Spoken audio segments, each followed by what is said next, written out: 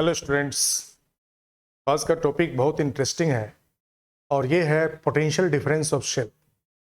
Cell का potential difference, it means galvanic cell का potential difference हम लोग कैसे फाइंड करेंगे।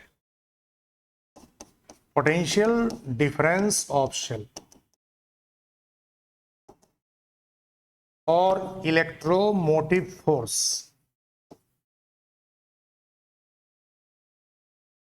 ऑफ सेल, इसी को ईएमएफ ऑफ सेल भी बोलते हैं, electromotive force of cell. Potential difference of cell को हम लोग ई सेल से रिप्रेजेंट करते हैं। E cell it means potential difference of cell. नाम से ही क्लियर है, पोटेंशियल डिफरेंस इट मीन्स दो इलेक्ट्रोड का पोटेंशियल का डिफरेंस। लेकिन हमें ये समझना है कि ये जो पोटेंशियल डिफरेंस है वो potential difference means electrode potential का डिफरेंस रिडक्शन पोटेंशियल का डिफरेंस है या फिर ऑक्सीडेशन पोटेंशियल का डिफरेंस है। According to IPC rule, potential difference of cell is difference of the reduction potential of right half cell and left half cell। IPC के rule के according left half cell में और right half cell में जो electrode हैं, आप इस दोनों के रिडक्शन पोटेंशियल का डिफरेंस करते हैं। इसको फॉर्मूला से हम लोग रिप्रेजेंट करते हैं, E cell equal to E R minus E L, यानी कि रिडक्शन पोटेंशियल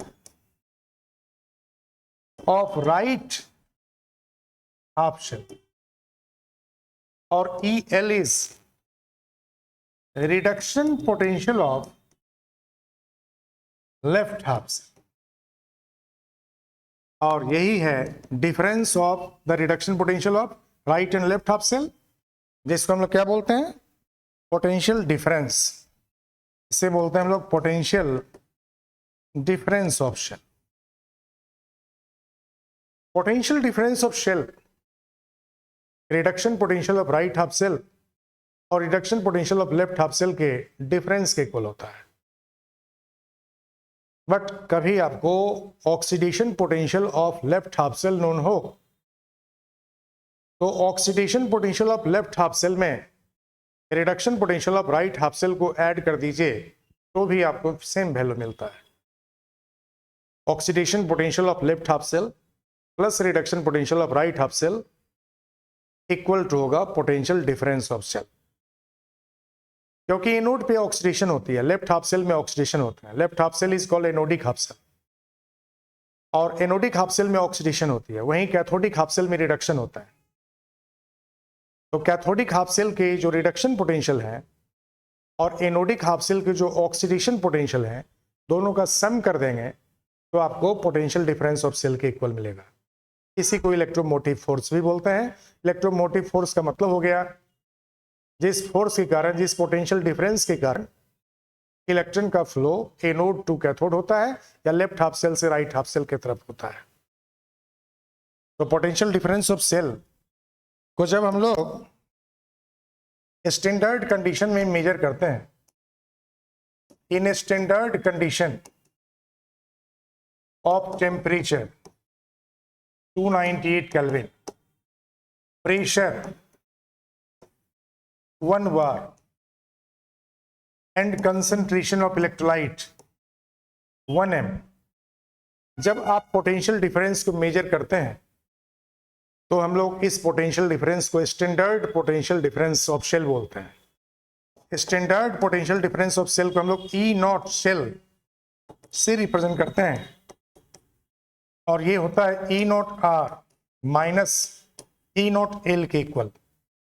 ई naught R minus E naught L के इक्वल होता है आपको E naught cell, E naught R minus E naught L.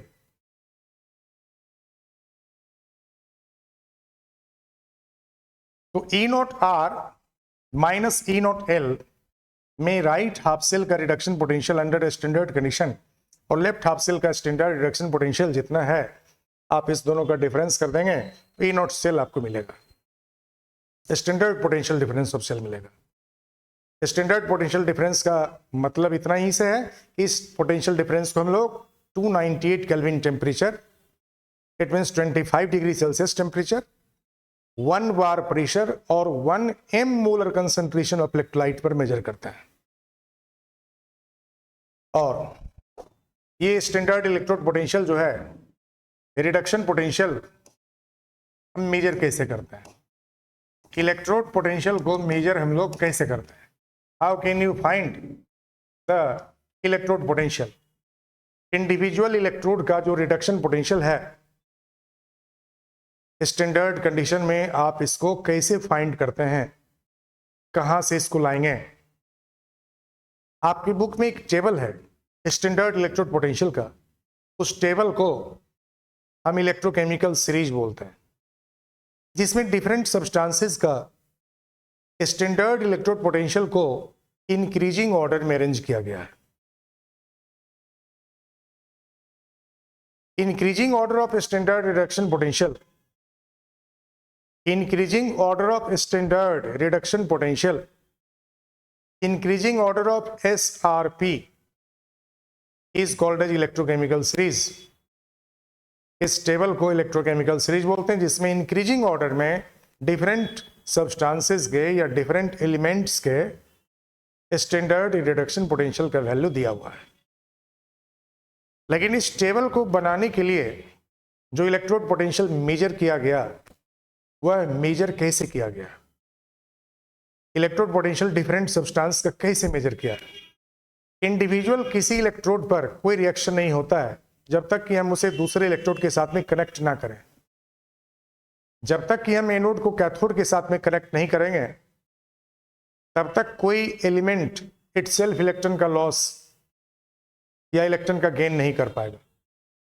कोई इलेक्ट्रॉन गेन करेगा तो उसको इलेक्ट्रॉन देने वाला एक होना चाहिए, और कोई इलेक्ट्रॉन लॉस करेगा तो उसके इलेक्ट्रॉन को गेन करने वाला कोई होना चाहिए। तो जब तक कि हम दो इलेक्ट्रोड को कनेक्ट नहीं करेंगे, तब तक दोनों में से कोई भी इलेक्ट्रॉन का लॉस या गेन नहीं कर पाएगा। तो उसके लिए हम एक रिफरेंस इलेक्ट्रोड यूज करते हैं, और उस इलेक्ट्रोड को बोलते हैं हम लोग SHE, या उसको बोलते हैं NHE। SHE या NHE स्टैंडर्ड हाइड्रोजन इलेक्ट्रोड है या नॉर्मल हाइड्रोजन इलेक्ट्रोड है।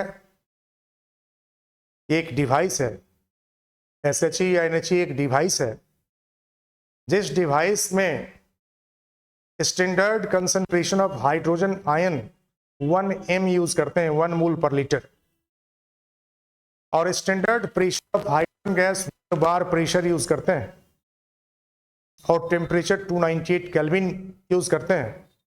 और इसके साथ जब हम लोग किसी इलेक्ट्रोड को कनेक्ट करते हैं, तो उस इलेक्ट्रोड का रिडक्शन पोटेंशियल मेजर हो जाता है।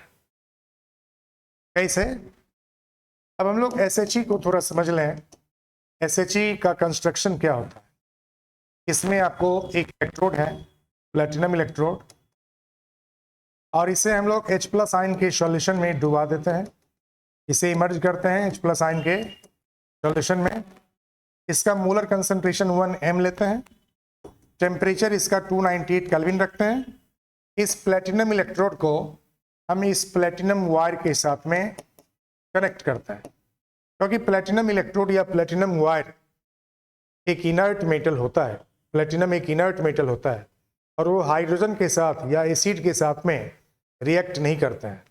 मतलब हम चाहते हैं कि यहाँ जो कुछ भी हो, H+ आयन का हो या हाइड्रोजन गैस का हो, हम हाइड्रोजन गैस को भी पास कराते हैं इस प्लेटिनम इलेक्ट्रोड पे, और हाइड्रोजन आयन को भी इस प्लेटिनम इलेक्ट्रोड के कांटेक्ट में रखते हैं। लगभग हाफ ऑफ द इलेक्ट्रोड को हम H+ आयन के कंसंट्रेशन रखते हैं, और हाफ ऑफ द इलेक्ट्रोड को हम हाइड्रोजन गैस के एटमॉस्फेयर में इसे रखते हैं। यहाँ हाइड्रोजन गैस को अलाउ करते हैं, हाइड्रोजन गैस को पास कराते हैं, और ये हाइड्रोजन गैस हम 1 बार प्रेशर पर यहाँ पास कराते हैं। अब इस वायर के साथ में, इस प्लेटिनम वायर के साथ में जिस किसी भी इलेक्ट्रोड को हम कनेक्ट करेंगे, उस इलेक्ट्रोड पे या तो रिडक्शन होगा या फिर ऑक्सीडेशन होगा। यदि SHE से कनेक्ट करने पर किसी इलेक्ट्रोड पे रिडक्शन होता है, तो SHE वहाँ एनोड की तरह एक्ट करेंगे और ये ऑक्सीडेशन में जाता है। और SHE से कनेक्ट करने पर किसी इलेक्ट्रोड पे ऑक्सीडेशन होने लग जाता है तो SHE वहाँ कैथोड की तरह एक्ट करेंगे और SHE पर रिडक्शन होने लग जाता है। मतलब SHE एनोड और कैथोड दोनों की तरह एक्ट करता है, डिपेंड करता है कि किस तरह के सब्सटेंस के साथ में इसको कनेक्ट किया गया है। यदि SHE से स्टैंडर्ड इलेक्ट्रोड पोटेंशियल मेजर करने के लिए जब SHE से किसी इलेक्ट्रोड को कनेक्ट करते हैं और उस इलेक्ट्रोड का इलेक्ट्रॉन गेन करने का पोटेंशियल हाइड्रोजन के कंपैरिजन में कम है तो वहां पर वह इलेक्ट्रोड जिसको SHE से कनेक्ट कर रहे हैं वह ऑक्सीडेशन में जाता है। और यदि आप किसी इलेक्ट्रोड को SHE से कनेक्ट करते हैं और उस इलेक्ट्रोड पे रिडक्शन होने लग जाता है, इसका मतलब हाइड्रोजन से उसका इलेक्ट्रॉन गेन करने का पोटेंशियल ज्यादा है। तो जब SHE से कनेक्ट करके किसी इलेक्ट्रोड के पोटेंशियल को मेजर करेंगे और उसका वैल्यू पॉजिटिव में आएगा तो इसका मतलब हाइड्रोजन के कंपैरिजन में उसका रिडक्शन पोटेंशियल अधिक है।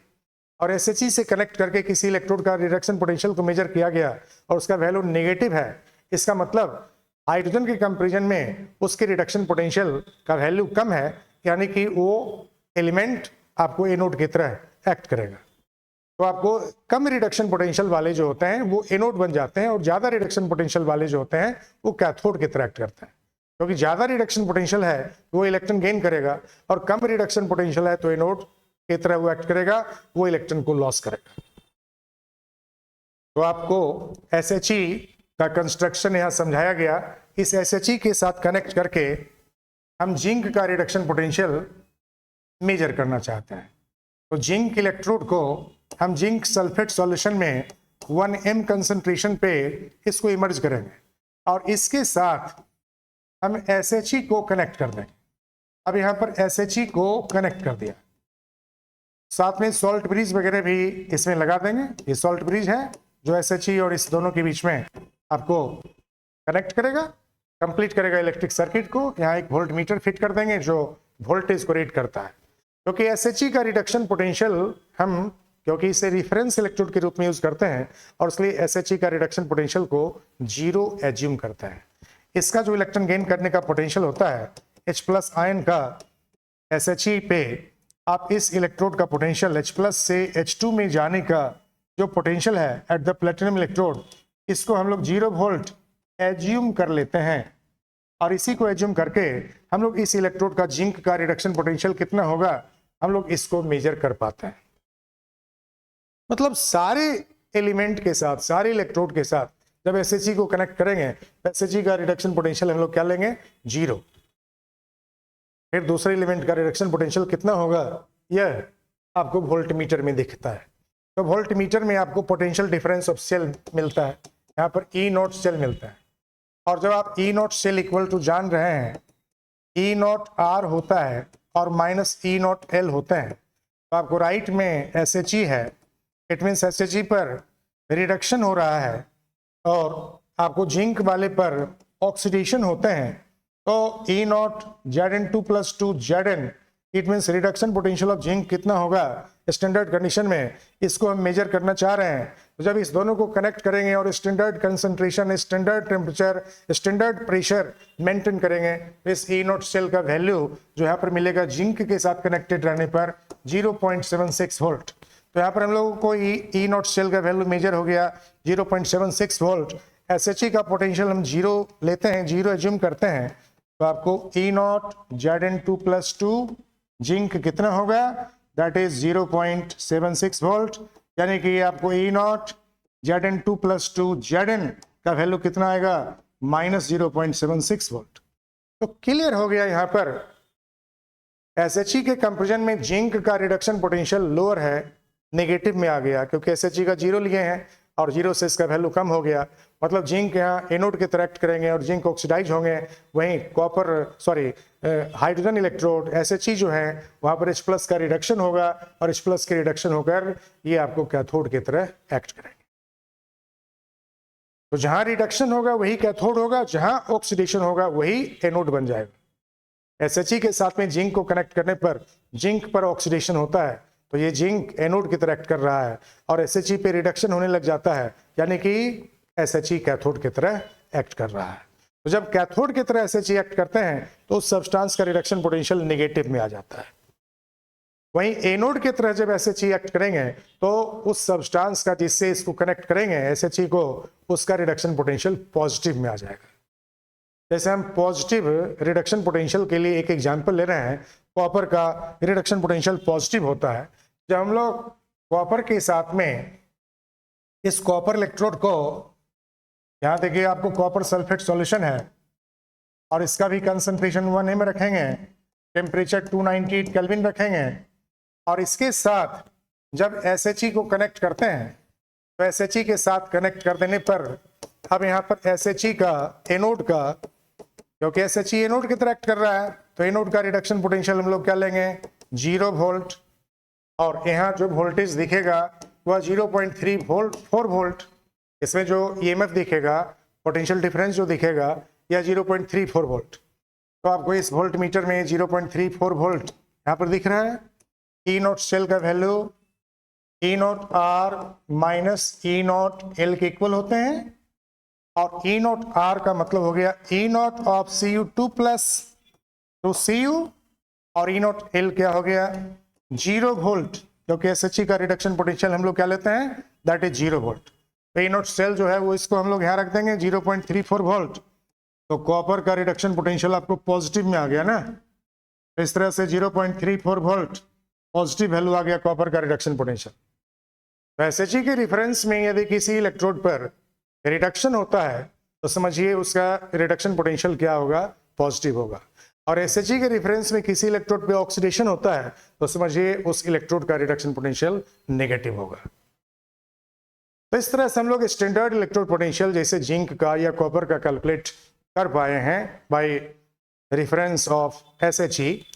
हम डिफरेंट सब्सटेंसेस का रिडक्शन पोटेंशियल को मेजर कर लेते हैं और उसका एक टेबल बना लेते हैं, उसको सजा देते हैं, उसको अरेंज कर देते हैं increasing order of reduction potential के वैल्यू में। जिस टेबल को, जिस सीरीज को हम इलेक्ट्रोकेमिकल सीरीज बोलते हैं। तो इलेक्ट्रोकेमिकल सीरीज में जिसका रिडक्शन पोटेंशियल कम हो वो सब्सटेंस रिड्यूसिंग एजेंट की तरह एक्ट करता है, जिसका रिडक्शन पोटेंशियल कम हो वह एनोड की तरह एक्ट करता है और वो ऑक्सीडेशन में जाता है, जिसका रिडक्शन पोटेंशियल ज्यादा हो वो सब्सटेंस ऑक्सीडाइजिंग एजेंट की तरह एक्ट करता है, जिसका रिडक्शन पोटेंशियल ज्यादा हो वह कैथोड की तरह एक्ट करता है, जिसके रिडक्शन पोटेंशियल कम हो वो अपने से ज्यादा रिडक्शन पोटेंशियल वाले को सॉल्ट सॉल्यूशन से डिस्प्लेस करता है। जैसे कॉपर सल्फेट के एक्वा सॉल्यूशन में आप जिंक स्ट्राइप को इमर्ज कर दीजिए तो जिंक स्ट्राइप क्या करेगा कॉपर को डिस्प्लेस करना शुरू कर देगा।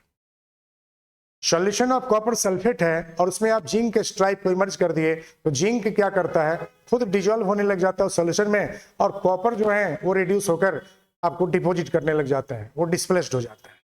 सॉल्यूशन में कॉपर सल्फेट है और अब उस कॉपर सल्फेट के सॉल्यूशन में जिंक सल्फेट बनने लग जाता है और कॉपर जो है वो कॉपर सल्फेट से कॉपर आयन जो है क्यूप्रिक आयन जो है वो डिस्प्लेस होकर कॉपर एटम के रूप में डिपॉजिट करने लग जाता है। तो कम रिडक्शन पोटेंशियल वाला अपने से ज्यादा रिडक्शन पोटेंशियल वाले मेटल को इनके सॉल्ट सॉल्यूशन से डिस्प्लेस करता है। जिसका रिडक्शन पोटेंशियल कम होगा वो डिस्प्लेस कर देगा जिसके रिडक्शन पोटेंशियल ज्यादा है उनको। जैसे जिंक का रिडक्शन पोटेंशियल है -0.76 वोल्ट और कॉपर का है +0.34 वोल्ट। तो जब हम जिंक सल्फेट में कॉपर को इमर्ज कर दें तो कोई रिएक्शन नहीं होगा क्योंकि कॉपर का रिडक्शन पोटेंशियल ज्यादा है और जिंक का रिडक्शन पोटेंशियल कम है। लेकिन जब कॉपर सल्फेट के सॉल्यूशन में जिंक को इमर्ज कर दें तो जिंक का रिडक्शन पोटेंशियल कम होने के कारण zinc will oxidize and go into the solution while cupric ion will reduce and it will be displaced। तो कम रिडक्शन पोटेंशियल वाले जो होते हैं मेटल वो अधिक रिडक्शन पोटेंशियल वाले जो मेटल हैं उनके सॉल्ट जो हैं उससे उसको वो डिस्प्लेस कर देते हैं। हम लोग इसको इक्वेशन के रूप में समझ लें। आपको application of electrochemical series note कर लेना चाहिए और इसको याद कर लेना चाहिए, इससे बहुत से क्वेश्चन पूछे जाते हैं। Application of electrochemical series, oxidizing agent जो दूसरे को ऑक्सीडाइज करता है, हाईएस्ट रिडक्शन पोटेंशियल खोजना है। हाई रिडक्शन पोटेंशियल वाले ऑक्सीडाइजिंग एजेंट की तरह एक्ट करते हैं। रिड्यूसिंग एजेंट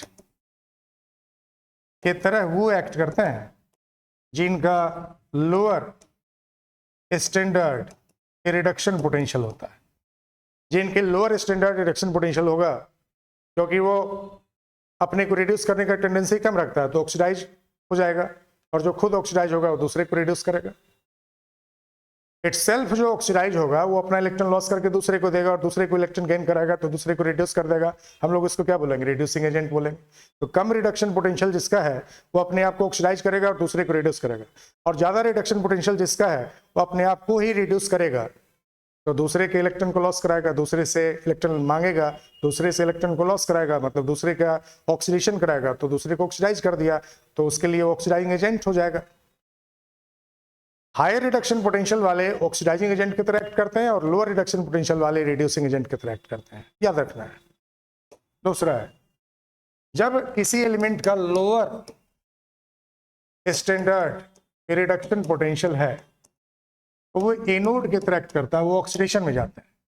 और किसी का हायर स्टैंडर्ड रिडक्शन पोटेंशियल है तो हाई रिडक्शन पोटेंशियल वाले जो हैं वो कैथोड की तरह एक्ट करते हैं, वह रिडक्शन में जाता है।